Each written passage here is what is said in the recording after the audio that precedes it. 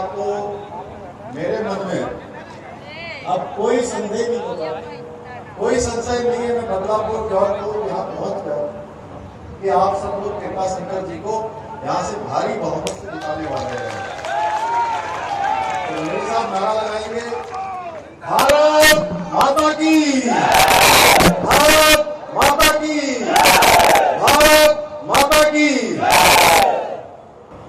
जौनपुर बदलापुर में आज के इस युवा सम्मेलन में मंच पर आसीन अभी जिनका आप सब लोगों ने यहाँ से उद्बोधन सुना, ऐसे मेरे बड़े भाई जिनको आप सबके बीच में श्री नरेंद्र मोदी जी ने, हमारे प्रधानमंत्री जी ने और भारतीय जनता पार्टी के केंद्रीय संसदीय बोर्ड में प्रत्याशी बनाकर जौनपुर लोकसभा क्षेत्र की सेवा करने का, आप सबके विकास का जो एक बड़ी जिम्मेदारी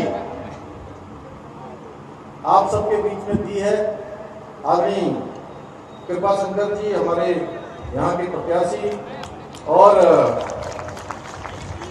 राज्यसभा की सांसद हमारी दीदी आदरणीय सीमा द्विवेदी जी, बदलापुर क्षेत्र के लोकप्रिय विधायक भाई रमेश मिश्र जी, सागर क्षेत्र के लोकप्रिय विधायक रमेश सिंह जी, हमारे साथी एमएलसी भाई ब्रजेश सिंह जी और भारतीय जनता पार्टी के जिलाध्यक्ष श्री पुष्पराज सिंह जी, लोकसभा के प्रवासी रामचंद्र मिश्र जी, लोकसभा प्रभारी अमरनाथ यादव जी, लोकसभा के संयोजक सुनील तिवारी जी, पूर्व विधायक और बहुत पहले मैं जब विद्यार्थी परिषद में हम लोग शुरुआती दिनों में काम करते थे, आपके साथ काम करने का सौभाग्य प्राप्त हुआ। आदरणीय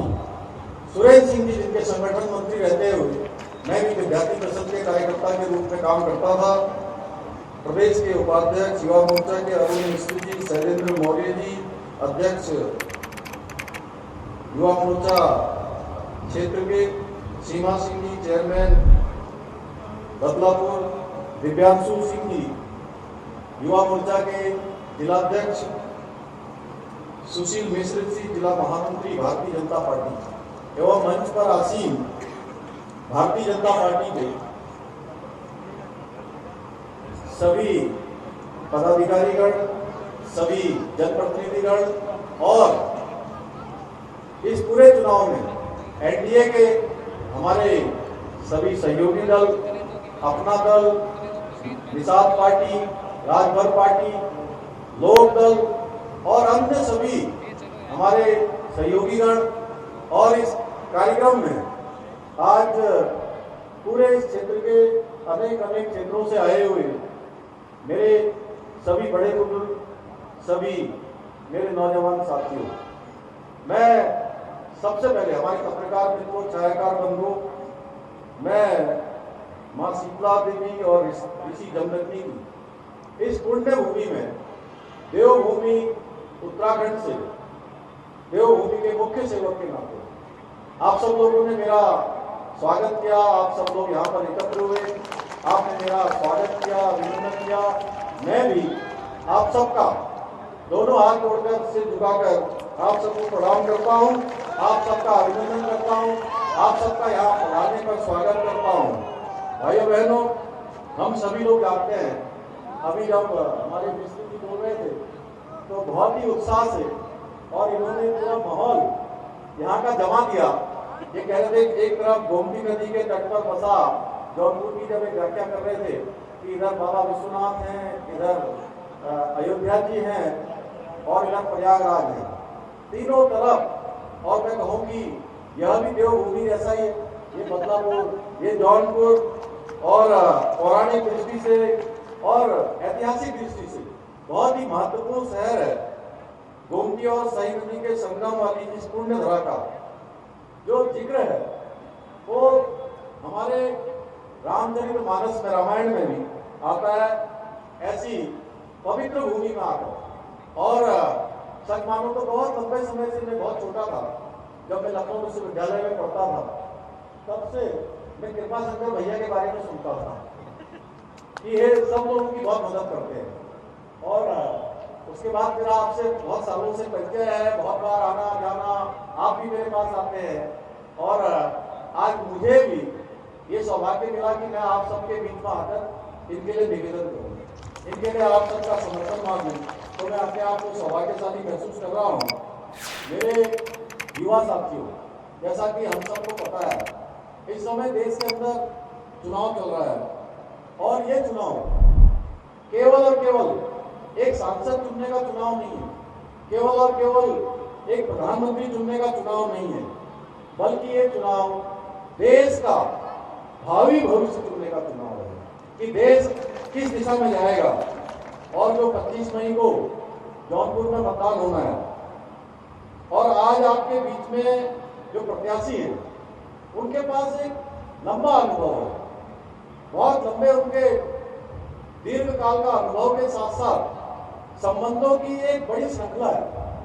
उसके कारण से मैं विश्वासपूर्वक देवभूमि से आकर ये कह सकता हूं कि आने वाले समय में कृपा शंकर जी आप सब लोगों के एक अच्छे पैरोकार साबित होंगे।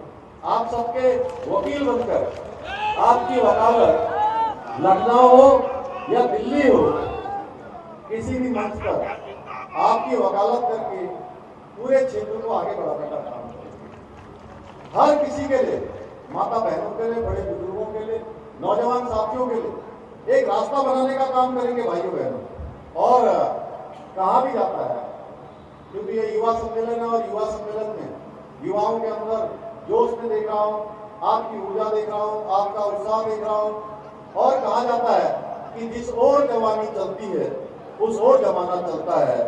और मैं यहाँ उपस्थित अपने सभी युवा नौजवान भाइयों से यह अपील करना चाहता हूँ कि अगर आपने संकल्प ले लिया कि जौनपुर में कमल खिलाना है, मोदी जी को तीसरी बार देश का प्रधानमंत्री बनाना है और कृपा शंकर जी को यहाँ से संसद बनाना है, तो कोई भी शक्ति, जो आज बहुत सारी शक्तियां हैं, जो आज जातिवाद के नाम से, वर्गवाद के नाम से, तमाम वादों से जो विपक्षी पार्टियां हैं देश के अंदर, और जो देशद्रोही लोग हैं, जो भारत को शक्तिशाली होते हुए देख नहीं पाते हैं, जो देख नहीं सक रहे हैं कि भारत दुनिया का सिरमौर भारत बन रहा है, ऐसे लोग मोदी जी को रोकने के लिए जातिवाद, वर्गवाद, क्षेत्रवाद ऐसा करके विपक्ष के और देशद्रोहियों के स्लीपर सेल के रूप में काम कर रहे हैं भाइयों बहनों। उनसे हमको सजग रहने की आवश्यकता है,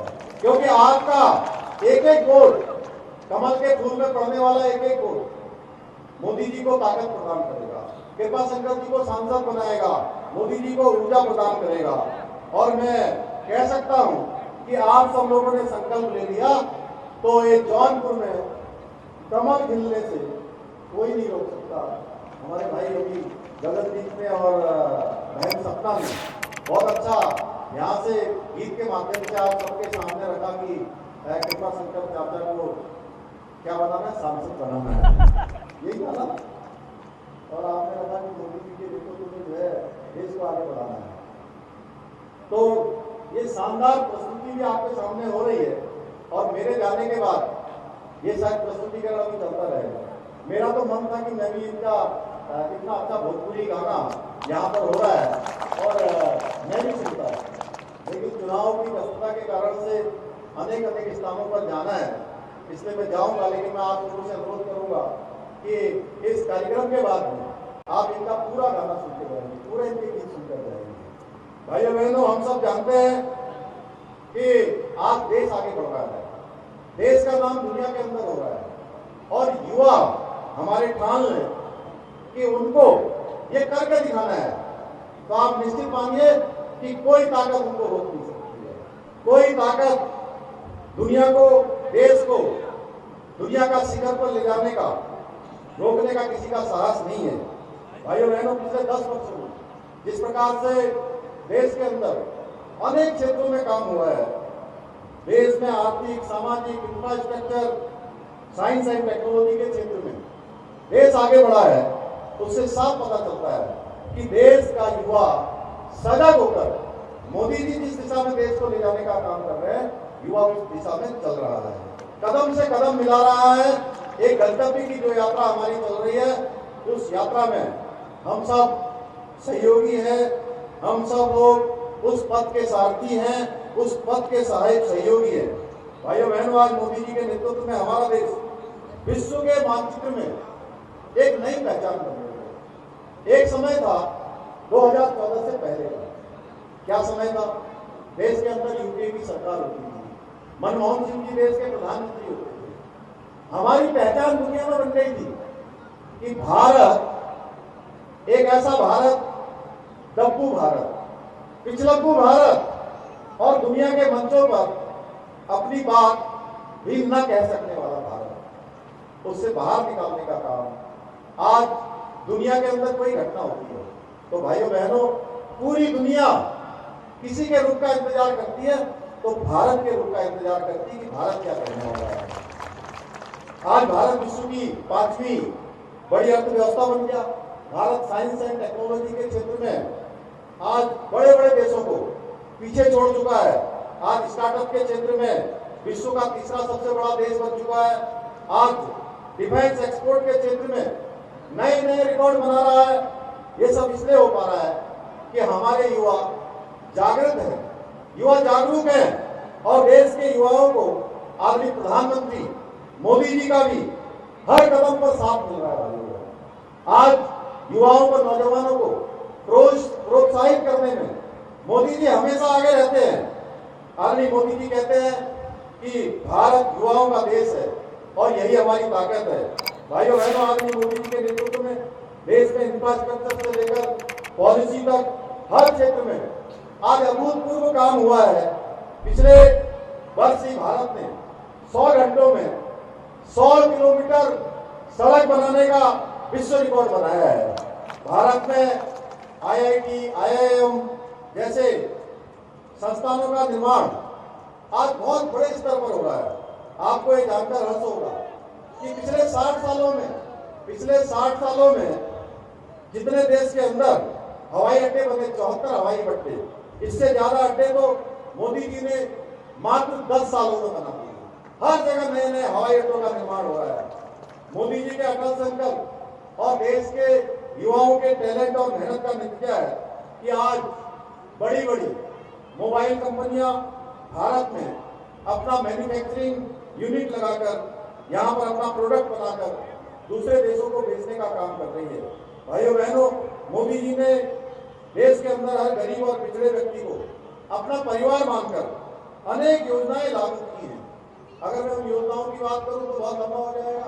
हमारे विधायक जी, हमारे सांसद जी, सीमा जी, हमारे हेमंत जी साहब, हमारे सभी जनप्रतिनिधि समय समय पर और आप सब लोग जागरूक है, चाहे हम जनधन योजना की बात करें, उज्ज्वला योजना, किसान समृद्धि विकास योजना, पीएम आवास योजना, आयुष्मान भारत योजना, गरीब कल्याण योजना जैसी अनेक योजनाएं जिन्होंने हर एक गरीब के जीवन को बेहतर बनाने का काम किया है। इसके साथ साथ मोदी जी के नेतृत्व में देश के अंदर अनेक ऐतिहासिक निर्णय लिए गए हैं, चाहे कश्मीर के अंदर धारा 370 को खत्म करना हो, सीएए का कानून देश में लागू करना हो, या भगवान राम का आपके पास के ही अयोध्या में श्री राम का भव्य और दिव्य मंदिर बनाकर उनकी प्राण प्रतिष्ठा करनी है।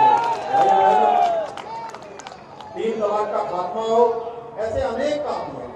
और उत्तर प्रदेश के अंदर 2 साल पहले जब चुनाव हुआ, उस चुनाव में आपने जो यहाँ कमल खिलाया था, उसका नतीजा है कि आज आदरणीय योगी जी के नेतृत्व में उत्तर प्रदेश भय मुक्त, दंगा मुक्त, माफिया मुक्त और अपराध मुक्त होकर विकास, रोजगार और महिला सशक्तिकरण के रास्ते पर चल रहा है। भाइयों बहनों, हम भूल नहीं सकते, एक समय था, क्योंकि मुझे भी लंबे समय तक यहीं रहकर लखनऊ विश्वविद्यालय में मैंने शिक्षा प्राप्त की है। मैंने देखा है किस प्रकार से उत्तर प्रदेश के अंदर माफियाओं का राज हुआ करता था, किस प्रकार से यहाँ गुंडा टैक्स लगाया जाता था, किस प्रकार से अपराध होते थे, बड़े बड़े माफिया हावी रहते थे, किस प्रकार से वसूली गैंग हावी हुआ करते थे, और उनको उस समय सपा और बहुजन समाज पार्टी की सरकारों का संरक्षण प्राप्त होता था। हम वो बात अगर जब भी याद करते हैं तो लगता है कि उत्तर प्रदेश कितना बदल गया। आज उत्तर प्रदेश उत्तम प्रदेश बन गया, और उत्तर प्रदेश आज इन्वेस्टमेंट के क्षेत्र में भी आज एक बड़ा बूम आज इसमें आ रहा है। अनेक अनेक देश दुनिया की बड़ी कंपनियां आज उत्तर प्रदेश के अंदर अपना इन्वेस्टमेंट कर रही हैं। भाइयों बहनों, जहां उत्तर प्रदेश के अंदर अनेक काम हुए हैं, चाहे हम किसी भी क्षेत्र की बात करें, किसी भी जिले की बात करें, हर जिले में विकास तेजी से बढ़ा है। गरीबों की कल्याण की योजनाएं लागू हुई हैं। हर एक व्यक्ति के लिए समानता से रहने का अधिकार यहाँ पर प्राप्त हुआ है। उत्तराखंड के अंदर भी, मैं देवभूमि उत्तराखंड से आता हूँ, भाई बहनों, उत्तराखंड देवभूमि है, और मैं यहाँ आया हूँ तो एक बात मैं कह सकता हूँ कि आज कृपा भैया को उत्तराखंड के सभी देवी देवताओं का, देव स्थानों का आशीर्वाद मिला। साथ में सारे देवभूमि के हमारे चारों धाम, बाबा केदारनाथ जी, भगवान बद्री विशाल जी, यमुनोत्री, गंगोत्री, आदि कैलाश, गंगा मैया, यमुना मैया, सारे देव स्थानों का आशीर्वाद आज उनको मिल रहा है। और निश्चित रूप से जितनी भी जो बाधाएं हैं, विघ्न हैं, वो सारे दूर हो जाएंगे। भगवान इन पर कृपा करेंगे, आप सब पर कृपा करेंगे, आप सबके रास्ते की जितनी विघ्न बाधाएं हैं वो सब दूर कर देंगे। भाइयों बहनों, उत्तराखंड के अंदर हमारी सरकार मोदी जी के मार्गदर्शन में अनेक निर्णय ले रही है।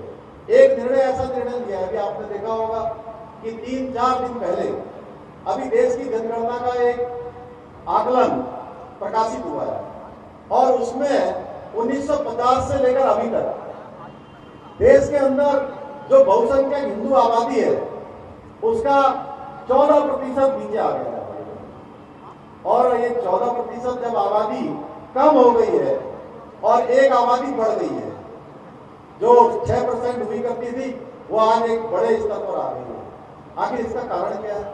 कई बार मैं सोचता हूँ कि ये प्रश्न मेरे मन में आ रहा है, क्या आप सबके मन में भी ये प्रश्न आ रहा है कि नहीं आ रहा है? आ रहा है कि नहीं आ रहा है? नहीं, सबके नहीं आ रहा लग रहा है। सबके आ रहा है तो जरा बताइए ना जोर से, सबके आ रहा है? सबके मन में आ रहा है। क्यों आ रहा है? क्योंकि देश के अंदर 60 सालों तक एक ऐसी पार्टी का शासन रहा है जिसने हमेशा जो देश का बहुसंख्यक हिंदू है उसको हमेशा दूसरी दृष्टि से देखने का काम किया है, सनातन को हमेशा नुकसान पहुंचाने का काम किया है। और वो पार्टी कौन सी है? कांग्रेस पार्टी। वो पार्टी कौन सी पार्टी है? समाजवादी पार्टी। वो पार्टी कौन सी पार्टी है? वो पार्टी बहुजन समाज पार्टी है भाई। और इस बार के चुनाव में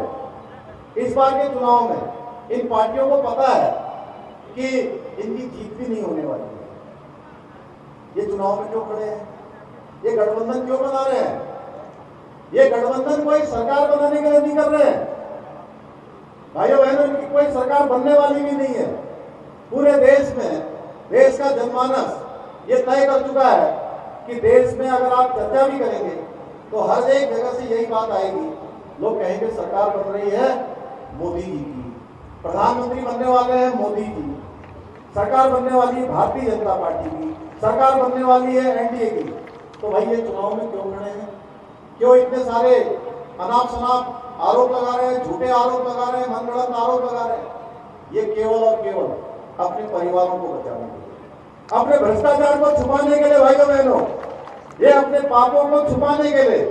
अब तो इनके पास मिश्रा जी, आप कह रहे हैं गोमती के किनारे हम लोग हैं, गोमती का ये तट है, गोमती मैया छोड़िए, गंगा मैया भी इनके पाप नहीं धो सकती है, इतने पाप इन्होंने किए हैं भाई बहनों। इसलिए मैं आपसे कहने के लिए आया हूँ, उत्तराखंड देवभूमि को एक गौरव प्राप्त हो गया कि ये जो जनसंख्या की बात आ रही है, डेमोग्राफी चेंज की बात आ रही है, तुष्टीकरण की बात आ रही है, और कहते हैं कि जो एसटी, एससी और ओबीसी का आरक्षण है, ये आरक्षण कर्नाटका में एक वर्ग विशेष के अपने चहेते वोट बैंक को दे दिया है, जानते हैं ना भाइयों बहनों? ये उत्तर प्रदेश के अंदर भी षड्यंत्र करने वाले हैं। लेकिन मोदी जी ने कहा है कि मेरे जिंदा रहते हुए कभी भी एसटी, एससी और ओबीसी का आरक्षण में खत्म नहीं होने दूंगा, चाहे उसके लिए मुझे कुछ भी करना पड़ेगा। भारतीय जनता पार्टी का एक एक कार्यकर्ता इसके डटकर विरोध में खड़ा होगा। भाइयों बहनों, हमने जो देश का संकल्प था, देश की आजादी के बाद से लेकर 1950 से लेकर अब तक, कि देश के अंदर सभी लोगों के लिए एक समान कानून होना चाहिए, एक देश के अंदर एक संविधान होना चाहिए, देश के अंदर एक प्रधान होना चाहिए, देश के अंदर एक निशान होना चाहिए। हमने उत्तराखंड के अंदर भाइयों बहनों समान नागरिक संहिता का विधेयक पारित कर दिया है। वहां पर विधेयक बन चुका है कि उत्तराखंड में रहने वाले हर एक व्यक्ति के लिए अब एक समान कानून होगा। वो किसी वर्ग का होगा, किसी जाति का होगा, किसी धर्म का होगा, किसी संप्रदाय का होगा, किसी भी पंथ को मानने वाला होगा। अगर देवभूमि उत्तराखंड में है तो उसके लिए एक समान कानून होगा। मुझे खुशी है भाइयों बहनों कि ये जो देवभूमि के अंदर ये गंगोत्री समान नागरिक संहिता की जो निकली है वो पूरे देश के अंदर जाने वाली है। हमारी भारतीय जनता पार्टी का, हमारे प्रधानमंत्री मोदी जी के नेतृत्व में जो संकल्प देश के सामने प्रस्तुत किया गया है, वो संकल्प में ये संकल्प लिया गया है कि आने वाले समय में पूरे देश के अंदर समान नागरिक संहिता की गंगोत्री जाएगी, पूरे देश के अंदर सबके लिए एक समान कानून होगा। भाइयों बहनों, वही हमने धर्मांतरण का एक कठोर कानून उत्तराखंड में बनाया है, दंगा रोकने के लिए कानून बनाया है, लैंड जिहाद के खिलाफ हमने उत्तराखंड में ऐतिहासिक कार्रवाई की है। भाइयों बहनों, आपने देखा होगा लगातार 5000 एकड़ से भी ज्यादा भूमि, देवभूमि के जो मूल स्वरूप को खराब कर रहे थे उसको हमने अतिक्रमण से मुक्त करवाया है, अवैध कब्जों से मुक्त करवाया है। ऐसे अनेक काम आज हमने आगे बढ़ाए हैं। ऐसे विभिन्न कानून लाकर शांति, समानता और सौहार्द उत्तराखंड राज्य के अंदर स्थापित किया है। एक छोटा सा दंगा हुआ था, आपने देखा होगा हल्द्वानी, कुछ लोगों ने प्रयास किया था। भाइयों बहनों, वहां पर किस प्रकार के कानून ने काम किया था, ये उत्तराखंड के लोगों को या देश के लोगों को, उत्तर प्रदेश के लोगों को, बदलापुर के लोगों को बताने की आवश्यकता नहीं है।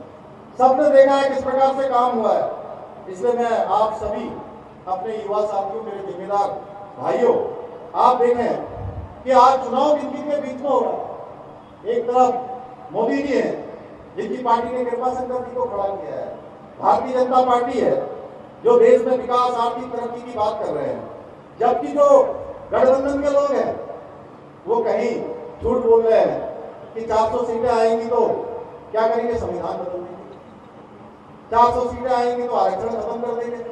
अरे भाई, मैं कहना चाहता हूं, मोदी जी संविधान पर आस्था और विश्वास रखने वाले हैं। देश के अंदर पहली बार संविधान दिवस मनाने का काम मोदी जी ने किया। भाइयों बहनों, संविधान में लिखा हुआ अनुच्छेद 44 में समान नागरिक संहिता की शुरुआत करने वाली पार्टी भारतीय जनता पार्टी है। उत्तराखंड से इसकी शुरुआत हो गई है, मोदी जी के नेतृत्व में शुरुआत हो गई है। मोदी जी की गारंटी के रूप में ये गारंटी पूरी हो रही है। बाबा साहब के सपनों का भारत बनाने का काम कर रहे हैं। कहते हैं संविधान बदल देंगे। अरे भाई, 400 के लगभग तो आज भी भारतीय जनता पार्टी और समर्थक दलों की, एनडीए की सीटें हैं। ये 400 सीटें जो हम मांग रहे हैं, मोदी जी मांग रहे हैं, ये संविधान बदलने के लिए नहीं कर रहे हैं। ये जो गरीब कल्याण की योजनाएं हैं, इनको और मजबूती से धरातल पर उतारने के लिए आपने बहुमत दिया, देश की जनता ने बहुमत दिया 2014 में, 2019 में, तो आपने देखा देश में सर्जिकल स्ट्राइक हो रही है, देश में भगवान राम का भव्य मंदिर बन रहा है, काशी का कॉरिडोर बन रहा है, उज्जैन में महाकाल लोक बन रहा है, देवभूमि उत्तराखंड में केदारनाथ जी का पुनर्निर्माण हो रहा है, बाबा बद्री विशाल का मास्टर प्लान बन रहा है, पूरी दुनिया के अंदर योगा दिवस मनाया जा रहा है, पूरी दुनिया योग मना रही है, सनातन की संस्कृति आगे बढ़ रही है। ये भाइयों बहनों, आपने जो बहुमत दिया था उसका परिणाम है। ये लोग आज भी बदलाने का काम कर रहे हैं कि आरक्षण खत्म कर देंगे। मैं कहना चाहता हूँ, मोदी जी और भारतीय जनता पार्टी आरक्षण की सबसे बड़ी पैरोकार है भाइयों बहनों। और एक लोग ऐसे हैं वो लगातार कर्नाटका का मॉडल पूरे देश के अंदर लागू करना चाहते हैं। कर्नाटका का मॉडल जानते हैं क्या है कि मुस्लिम समुदाय को भी अन्य पिछड़ा वर्ग में शामिल कर लिया और पिछड़े वर्ग का जो आरक्षण मिलता था वो आरक्षण उस समुदाय को भी दे दिया, अपने चहेते वोट बैंक को भी दे दिया। भाइयों बहनों, देश के अंदर ये मॉडल लागू नहीं होने देगा। इसलिए हमने संकल्प लिया है कि देश के अंदर भारतीय जनता पार्टी का एक एक कार्यकर्ता संकल्प लेकर एसटी, एससी और ओबीसी के आरक्षण में कोई भी घुसपैठ नहीं करने दी जाएगी। भाइयों बहनों, इन लोगों ने इनका इनहेरिटेंस टैक्स लगाने की बात की है, यानी कि एक एक व्यक्ति की जो संपत्ति है, जो मेहनत से कमाई हुई संपत्ति है, उसको ये स्कैन करेंगे, उसमें टैक्स लगाएंगे और जब उनके बाद उनको बच्चों को मिलने की बारी आएगी तो उसमें से 55% जो उनकी संपत्ति है उसको ये सरकार आने पर जब्त कर लेंगे और कहते हैं कि पहला अधिकार जिनका देश के संसाधनों में है। आपको पता है मनमोहन सिंह जी ने क्या कहा था? मनमोहन सिंह जी का वीडियो है, उन्होंने कहा था कि इस देश की जो संपदा है, इस देश की जो संपत्ति है सरकार की, उस पर पहला हक एक वर्ग विशेष के लोगों का है। तो भाइयों बहनों, आपके भी जो 100% जो आपकी संपत्ति आपको बच्चों को मिलनी चाहिए, उस संपत्ति में से 55% जब्त कर देंगे, इनहेरिटेंस टैक्स ला देंगे, विरासत का टैक्स लगा देंगे। और कांग्रेस अब ओबीसी आरक्षण को भी छीनकर अपने वोट बैंक को देना चाहती है। इसलिए मोदी जी कहते हैं देश के हर व्यक्ति का विकास होना चाहिए। और ये जो गठबंधन के लोग हैं, सपा बसपा कांग्रेस के लोग, ये कहते हैं हमारे परिवार का विकास होना चाहिए। ये विकास की बातें नहीं करते भाई। मोदी जी कहते हैं सबके लिए समान कानून होना चाहिए। ये कहते हैं देश के अंदर मुस्लिम पर्सनल लॉ लागू, ये कहते हैं शरिया कानून लागू होना चाहिए भाई।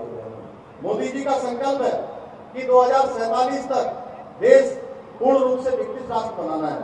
तो कांग्रेस और जो सपा और बसपा जैसी पार्टियां हैं, उनका मंसूबा ये है कैसे भी किसी तरह से सत्ता हासिल हो जाए और भ्रष्टाचार का खेल खेलना फिर से हम शुरू करें। पर देश का युवा जागरूक है, मुझे पूरा विश्वास है देश का युवा इस इंडी गठबंधन, जो इंडी गठबंधन बना है, उनके जो मंसूबे हैं उस मंसूबों को किसी भी कीमत पर सफल नहीं होने देगा। यहाँ पर बहुत सारे ऐसे हमारे युवा वोटर्स आए हैं और आप सबके माध्यम से, आप जितने भी लोग आए हैं, मैं आप लोगों से एक निवेदन और करना चाहता हूँ कि आप सारे के सारे लोग 1-1 के बराबर है। ठीक है, क्रीम आई है, आप सब लोग क्रीम है, पूरे क्षेत्र की पूरी लोकसभा की क्रीम है। और बहुत सारे लोग पहली बार वोट देने वाले भी होंगे, उनके ऊपर भी विशेष रूप से जिम्मेदारी है कि वो अपना वोट देश और देशवासियों के हित में डालें, देश के भविष्य के लिए डालें। साथियों, मैंने भी युवा मोर्चा में रहकर अनेक जिम्मेदारियों का निर्वहन किया है और हमारी पार्टी का विचारधारा का मैंने प्रचार प्रसार किया है। देश को सर्वोपरि मानने वाली भारतीय जनता पार्टी है, जिसमें हमेशा से देश प्रथम होता है, संगठन दूसरे नंबर पर होता है और व्यक्ति का जो हित और लाभ होता है वो अंतिम स्थान पर होता है। इसलिए मैं आपके बीच में से निकल कर आया हूँ। इसलिए मैं चाहता हूँ कि युवा और नौजवान कोई बात ठान लें तो वो कार्य आसानी से कर सकते हैं और वो आसानी से उसको सफल बना सकते हैं। समाज और देश में युवाओं की बहुत अहम भूमिका होती है। आपको न सिर्फ अपना वोट देश के हित में डालना है, बल्कि ये सुनिश्चित करना है कि समाज के अन्य लोग भी भारतीय जनता पार्टी को वोट करें, मोदी जी को वोट करें, कृपा शंकर जी को वोट करें। और आज यहाँ से आप सभी को आज एक सौगंध लेकर जा रहे हैं, एक सौगंध लेकर जाएंगे, एक सौगंध लेकर जानी है, एक शपथ लेकर जानी है, एक संकल्प लेकर जाना है कि भाइयों बहनों, और एक प्रण लेकर जाना है कि अगले आज 11 तारीख हो गई है, 25 को मतदान होना है और 23 तारीख तक की चुनाव प्रचार होना है। यानी कि अब कुल मिलाकर 12 दिन चुनाव प्रचार के रह गए और 14 दिन कुल चुनाव के रह गए हैं। तो आप जौनपुर लोकसभा क्षेत्र के हर एक घर में आपको जाना है और आदरणीय मोदी जी और योगी सरकार की जो योजनाएं हैं, उन योजनाओं को, जन कल्याणकारी कार्यों को, राष्ट्र हित की जो योजनाएं शुरू हुई, उनको घर घर जाकर जनता को उससे परिचित करवाना है, अवगत कराना है। मुझे पूरा विश्वास है कि इस भीषण गर्मी में जिस प्रकार आप लोग धैर्य से यहाँ बैठे हैं, जिस प्रकार आपका पसीना चुरा है, ये पसीना आपका बेकार नहीं जाएगा भाई, ये पसीना देश के काम आने वाला है। और आप संकल्प लेकर जाएंगे कि मोदी जी को हमने तीसरी बार प्रधानमंत्री बनाना है और जौनपुर लोकसभा क्षेत्र के हमारे प्रत्याशी आदरणीय कृपा शंकर जी को भारी बहुमत से जिताना है, एकजुट होकर, और प्रधानमंत्री मोदी जी को तीसरी बार प्रधानमंत्री बनाना है। बनाएंगे तीसरी बार मोदी जी को प्रधानमंत्री। आप बनाएंगे ना? अरे मोदी जी को तीसरी बार प्रधानमंत्री बनाएंगे? जोर से बोलिए भाई, बनाएंगे? कृपा शंकर जी को सांसद बनाएंगे? कृपा शंकर जी को जिताएंगे? तो पता है ना इनका बटन कौन से नंबर पर है? जरा बताइए कौन से नंबर पर है? अरे सब लोग घूमने उठा के बता देंगे, अरे भाई क्या बात है, पहले नंबर पर। तो आप लोग कृपा शंकर जी का 1 नंबर का बटन दबाएंगे, कमल वाले फूल वाला बटन, और उसके बाद कृपा शंकर जी, मिश्रा जी, हमारे दूसरे वाले विधायक जी, हमारी सीमा दीदी और हमारे एमएलसी साहब, हमारे सब बैठे हुए मंच पर लोग, ये लोग आप 1 बटन दबाएंगे, ये क्षेत्र के विकास के लिए, क्षेत्र को आगे बढ़ाने के लिए 20 बटन इस्तेमाल करेंगे। मैं आप सबको इतना ही निवेदन करता हुआ मैं अपनी बात समाप्त करता हूँ। आप सबका बहुत बहुत धन्यवाद। भारत माता की, भारत माता की।